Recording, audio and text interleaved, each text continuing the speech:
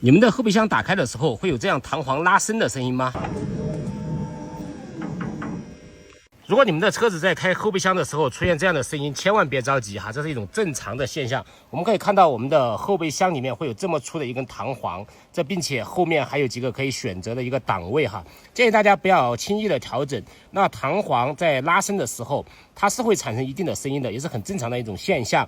那我刚刚在拆的时候不小心已经把这个卡扣拆掉了一个哈，到时候还要去4S店把它补起来。